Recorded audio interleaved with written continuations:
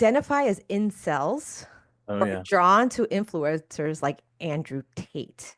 So for a lot of these guys that involuntarily have chosen celibacy, basically like they are having trouble having sex. And because of that, it just fueled a lot of anger. And under it too, there's huge numbers in terms of the stats of mental health issues. I Yeah. think 75% reported having severe depression. And then I think it was around another 45% are struggling with severe anxiety. So you get a bunch of community, right, that don't know, that aren't really educated about emotional well-being, about emotional health, about emotional intelligence, feeling all this stuff.